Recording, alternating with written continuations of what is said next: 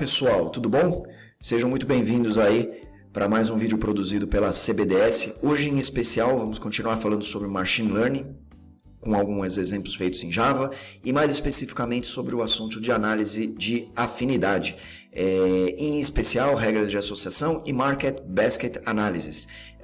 Para quem não conhece o tema, é aquela famosa análise que a gente faz no carrinho de compra, principalmente em varejo, né? Acaba sendo bastante comum. É um assunto bem interessante, fácil de entender e que a gente consegue ter uma aplicação prática bastante grande. Primeira coisa, pessoal, pensando um pouco mais nessa análise, né? Qual é o grande lance que a Market Basket Analysis ela tenta te dizer? Afinidades, correlações que alguns itens não tão triviais possam ter no momento de compra. Então, por exemplo, nesse caso, o comprador aqui ele colocou no carrinho 1 litro de suco de laranja, algumas bananas, detergente, limpa-vidro e 6 refrigerantes. E aí a gente tem que extrair alguns padrões em relação a isso. Do tipo, toda vez que eu compro suco de laranja, tem uma correlação com a compra de detergente? Ou a marca de limpa-vidro que eu estou comprando tem relação com a marca de refrigerante que eu estou comprando? Ou não? Então, assim, normalmente o varejo, de uma forma geral, né, ele consegue coletar grande quantidade de informações, né, nos nossos PDVs lá. Então você consegue já extrair algumas informações interessantes como média de compra, frequência, distribuição de repente por horário. Então você já consegue extrair bastante coisa. A ideia da análise de afinidade é descer um pouco nesse nível de granularidade. Então a gente chegar realmente no nível de itens, né, itens correlacionados e começar a extrapolar e perceber esses padrões que normalmente não são tão triviais. Então assim, baseado em demografia também, por exemplo, questões demográficas de relação a bairro, cidade, até mesmo numa comparação loja com loja, o que os clientes em determinadas vizinhanças costumam comprar mais ou menos, ou marcas diferentes. Então isso também acaba fazendo parte da Market Basket Analysis. Afinidade de itens propriamente dito, né? O refrigerante é normalmente comprado com banana, a marca desse refrigerante faz alguma diferença ou não? O que deveria estar nessa cesta, mas não está, que normalmente nos padrões que a gente percebeu estão acontecendo e nesse caso não estão. Os produtos de limpeza de vidro são comprados quando o detergente e o suco de laranja são comprados juntos, então a gente começar a enxergar correlações entre datasets, entre item sets diferentes, acaba sendo o grande benefício dessa análise de afinidade que a gente faz. Em especial aí o Market Basket Analysis, né? Alguns insights aí que ele acaba olhando com um certo cuidado. O primeiro deles, e o mais relevante, obviamente, é a afinidade de itens, né? Então a gente perceber qual é a correlação que existem entre os itens, entre grupos de itens e outros grupos de itens, por exemplo. Então, se você falar, eu percebi que quando é comprado atum com banana, também é comprado carvão com hambúrguer, ok? Então isso é uma afinidade que pode ser válida. Então o grande lance da Market Basket Analysis é exatamente a gente tentar entender um pouco melhor esses padrões. Identificação do que a gente chama de itens condutores. O que são esses itens condutores? São aqueles itens que levam o cliente para a loja. Então assim, são itens que teoricamente não podem ficar fora do estoque, né? Porque acaba sendo bastante importante para você levar os clientes para a sua loja. Classificação de compra. Então assim, às vezes você identificar se você tem uma compra regular, uma compra mensal, semanal que aquele cliente faz, ou se é uma compra mais focada, por exemplo, para um churrasco no final de semana, que tem outros itens, outros itens que normalmente ele vai comprar, ou é uma compra para uma festa de aniversário que ele está organizando. Então isso também acaba sendo importante a gente conseguir classificar a nossa compra. Comparação de loja a loja, como eu disse anteriormente, né? Então assim, um ponto importante que a gente pode ter é exatamente de comparar o comportamento dos clientes com diferentes demografias, com diferentes lojas, normalmente com clientes diferentes, então a gente consegue fazer esse tipo de comparação.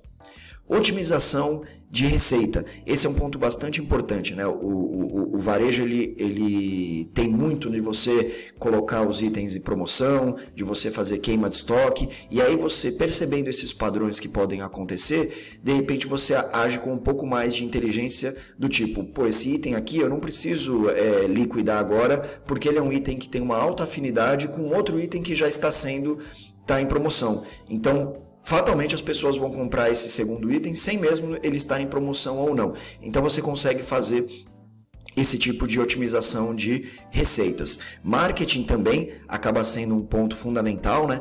A gente entendendo essas relações que podem existir, que não são tão triviais, a gente estabelecer promoções, campanhas mais focadas exatamente para essas hipóteses que a gente vai levantando. E por final, a otimização operacional da loja, propriamente dita, né? Então, assim, se você entende que pasta de dente com atum são itens aí que têm uma grande afinidade, de repente você pode aproximar esses itens na gôndola, você pode colocar esses itens um pouco mais próximos, você pode pensar um pouco mais na jornada do cliente dentro da loja, de acordo com esses padrões de frequência que você vai estabelecendo, né? Então, naturalmente, vai ficando mais fácil para o cliente implementar, né, aquele padrão, comprar daquela forma que você já vê, já testou, que os clientes têm uma certa tendência para fazer, beleza?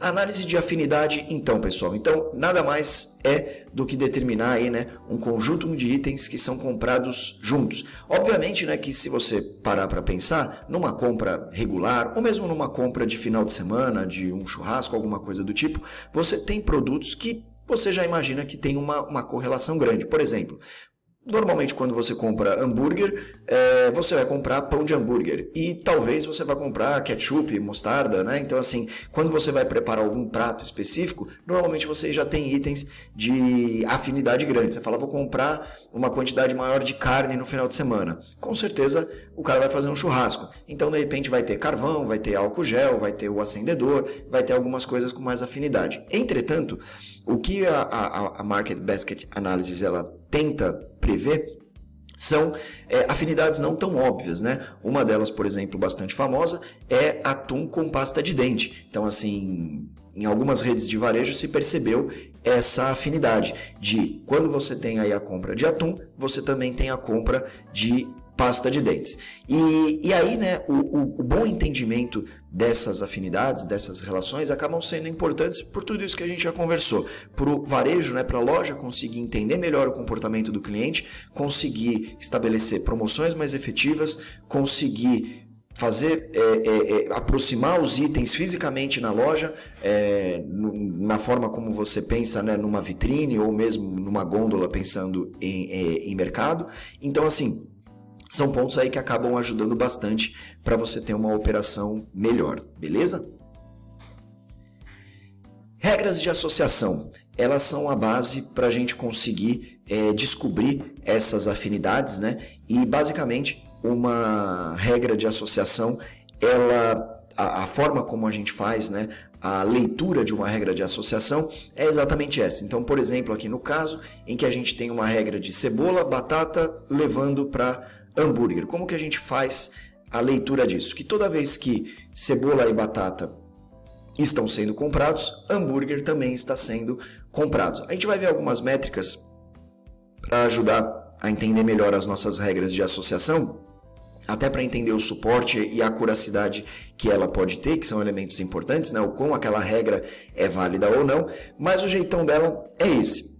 Então aqui a gente tem um item 7, né, cebola e batata, levando a um outro item 7, que é o hambúrguer. Poderia também, não só como hambúrguer, mas aqui a gente tem hambúrguer, ketchup, por exemplo, ter um item 7 maior no momento que a gente compra cebola e batata. Uma das lendas mais interessantes que a gente tem aí em relação ao Machine Learning, e ela aparece em todas as aulas de Machine Learning que a gente tem, é o exemplo clássico, né, de fralda e cerveja, né, que foi uma regra de associação não trivial que foi descoberta, né, que todas as vezes que de quarta-feira à noite, no dia que tem futebol, quando você tinha compra de fralda, você também tinha compra de cerveja. Vamos imaginar que é uma pessoa do sexo masculino lá que está comprando, que vai assistir um jogo de futebol em casa, saiu para ir no mercado para comprar fralda para o seu filho, passou na gôndola, viu a cerveja e falou, vou tomar uma cerveja assistindo o jogo de futebol. Então, assim,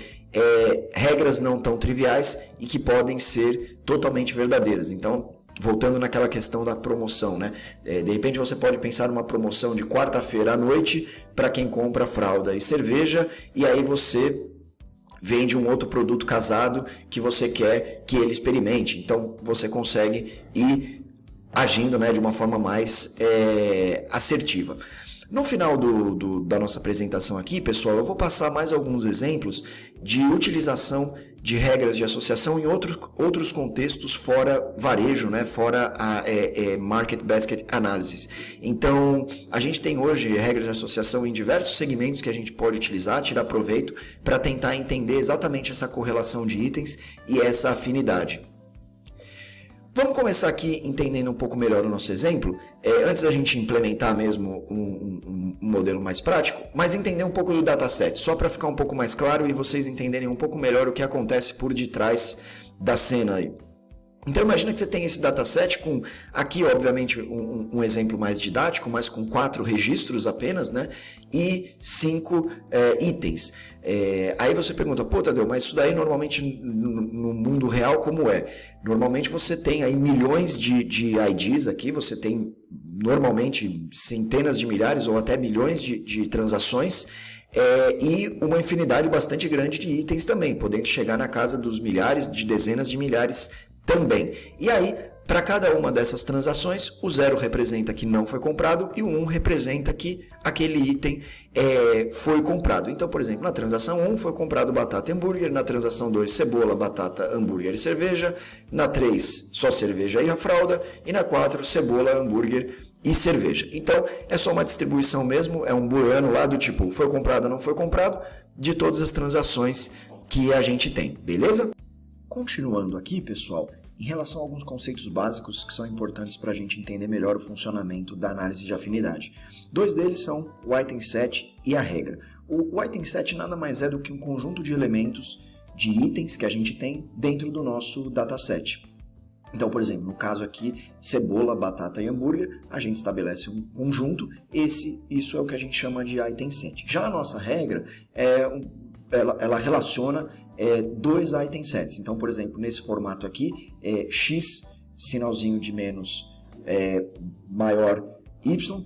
Qual a leitura que a gente faz isso? Dessa regra, né? Que toda vez que o item set X ele for observado, o item set Y também vai ser observado.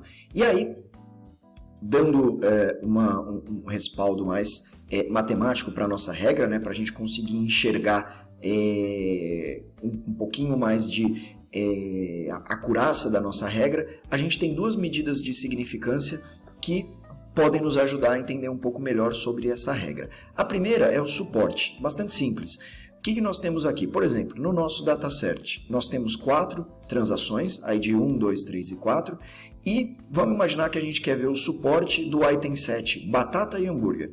E a gente vê que batata e hambúrguer, eles aparecem no ID 1 e no ID 2. Então, tem 2 transações, no total de 4 transações, que essa regra ela é válida. Então, a gente calcula 2 dividido pelo número máximo de transações, que dá 50%. Então, em 50% do nosso dataset aqui, das nossas transações, a gente viu que esse item set, batata e hambúrguer, ele acaba sendo verificado, ele acaba sendo válido.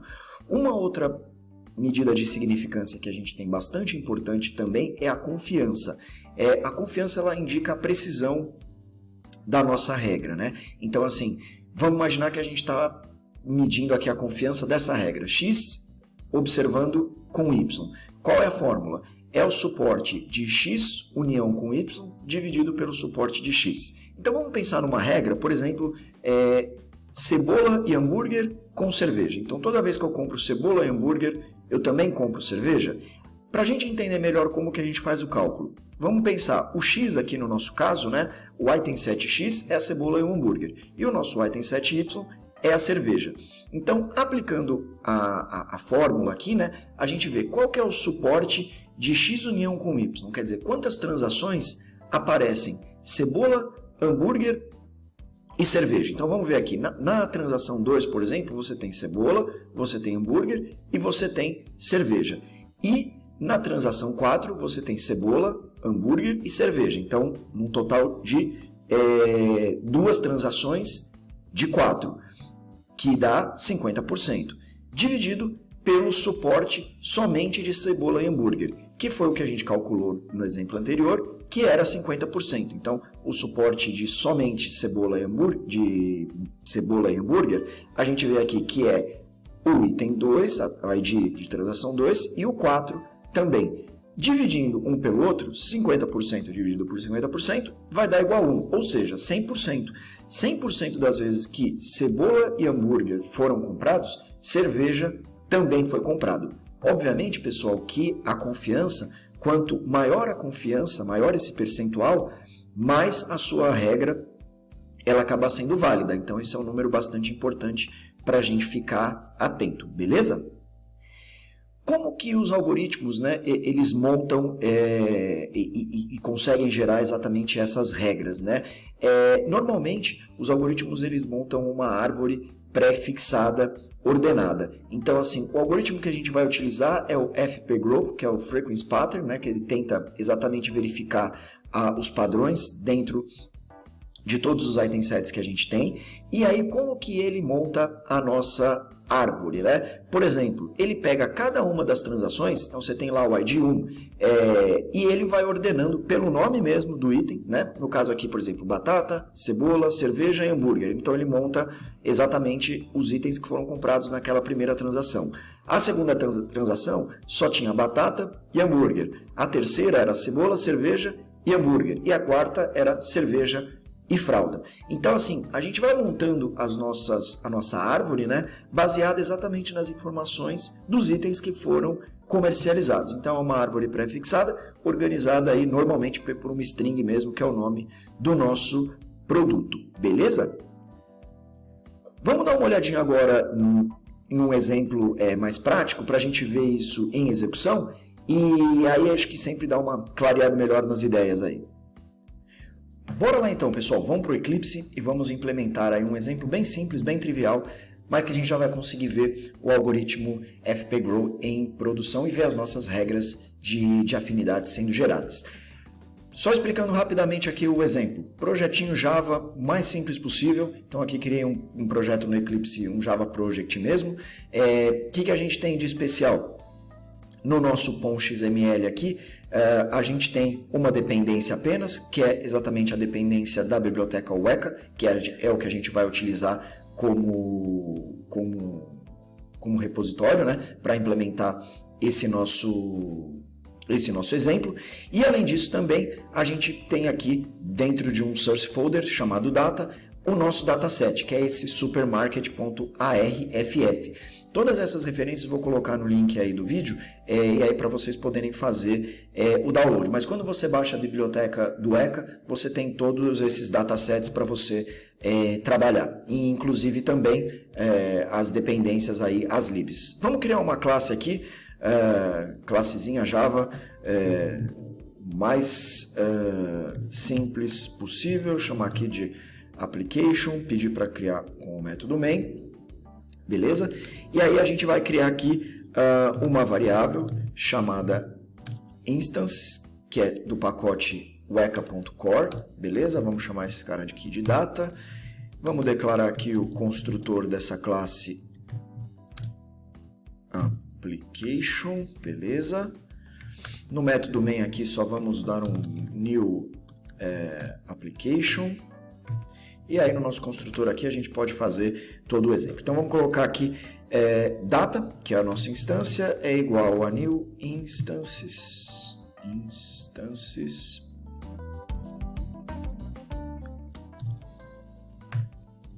E aqui a gente precisa passar para ele exatamente a referência do dataset. Como que a gente passa?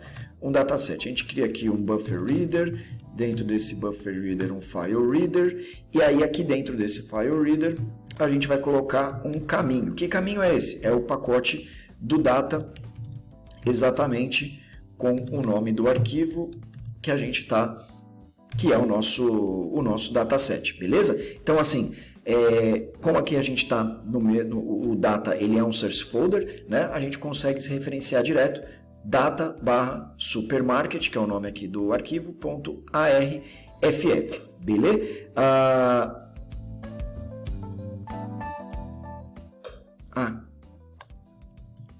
Aqui a gente tem um errinho que aqui é declarado como instances, beleza? Então assim, só acertando alguns pontos também. Exceção, então vamos colocar aqui, como a gente está lidando com I/O, né? Então vamos dar um throws aqui, exception, só para parar de reclamar, beleza? A gente pode colocar aqui um throws também no nosso main e já era, e tá tudo certo. E aí, vamos construir o nossa análise de afinidade. A classe que a gente vai usar, o algoritmo que a gente vai utilizar é o fpGrowth. Então vamos, fpModel é igual a new fpGrowth, beleza? Certo? Tranquilão. E aí a gente coloca fpModel, o método que a gente vai chamar é o método buildAssociations. E se você perceber, a gente passa para ele a instância, o nosso dataset, que é o data que a gente declarou um pouquinho antes aí. Além disso, a gente também pode falar para ele, falar assim, olha, por padrão ele gera 10 regras de associação, mas eu quero setar aqui, né, o número de regras. Então, falar, eu quero as 3 primeiras regras, as 5 primeiras regras mais significantes. Ele vai ordenar pelas regras que têm a confiança maior, aquela medida que a gente viu há pouco. E aqui no final, a gente dá um systemout.println, falando para ele, ó, me mostra aí esse modelo, beleza? Vamos rodar esse cara aqui, aí a gente já vai run as Java Application, e aqui a gente já tem 16 regras foram encontradas, e as top 5 aqui que a gente tem, né, já que a gente setou aqui as 5, foram essas daqui. Aqui a gente já tem também a confiança, lembra lá, aquele padrão, aquela medida de significância que a gente viu, você vê que são confianças grandes aqui que a gente tem, ó, 0,92, 0,92, 0,91, 92, 92, 91%, e aqui a gente tem exatamente as nossas regras de associação, os nossos item sets aqui e as regras de associação que a gente tem. Obviamente aqui, pessoal, é só um exemplo para vocês verem o quão simples é a gente conseguir pegar um dataset e já começar a extrair dados dele interessantes.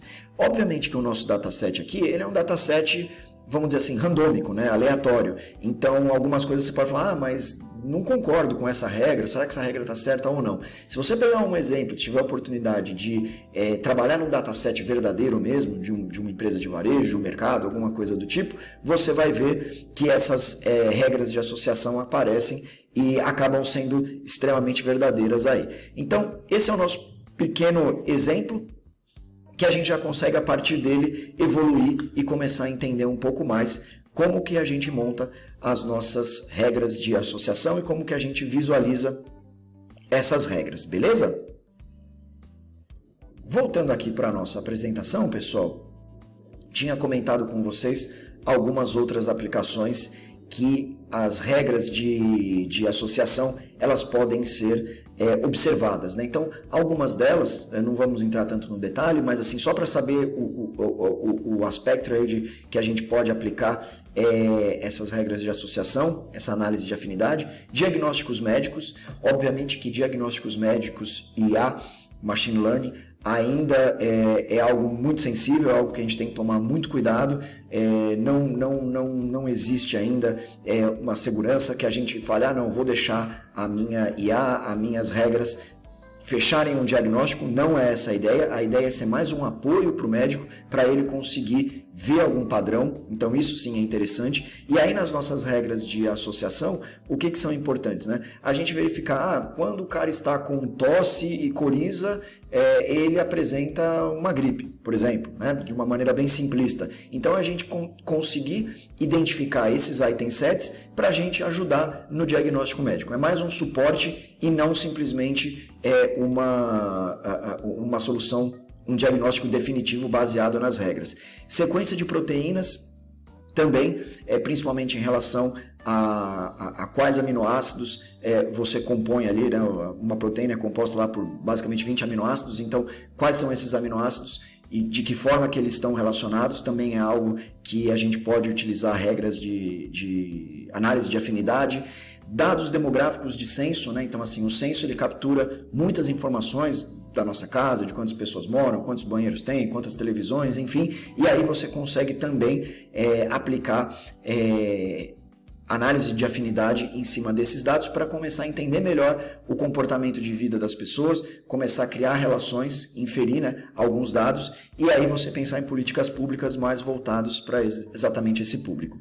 Vendas, CRM também é um repositório muito grande de informações, né? Então você conseguir ver correlação entre produtos e serviços que a sua empresa vende para determinados clientes em determinada região, e aí você conseguir fazer uma campanha promocional, você atuar com a sua força de venda de uma forma mais efetiva, e também até em monitoramento de operações de TI. Então, assim, a gente também começar a pensar em regras de afinidade do tipo, quando eu tenho um limite de usuários aqui atingido, alguma outra aplicação, o meu banco começa a degradar a performance, ou um determinado microserviço começa a ter uma latência maior. Você também consegue começar a enxergar essas correlações dentro do monitoramento aí de operações de TI mais complexa. Monitoramento de TI também é uma fonte de dados muito grande, né? A gente armazena muito log, armazena muita informação e também a gente consegue fazer regras aí de associação, a gente consegue trabalhar em cima desses dados. Então, só para dar uma ideia, pessoal, de o quão a análise de afinidade pode ser interessante e aplicável aí em diversos segmentos. Aqui a gente viu uma aplicação mais voltada para entender um pouco melhor, né, o MBA, o Market Basket Analysis, mas não para por aí, tem bastante coisa. Legal? E aqui só um muito obrigado aí por vocês assistirem mais esse vídeo aí produzido pela CBDS. Quem quiser seguir, me adicionar na rede do LinkedIn, o link está aí. O nosso site também é cbds.com.br. Se inscrevam, ativem o sininho aí, deem um like se vocês gostaram e em breve aí nós vamos gravar mais alguns vídeos aí interessantes também sobre outros temas voltados aí para inteligência artificial e especialmente machine learning com Java, tá joia? Muito obrigado aí e até a próxima.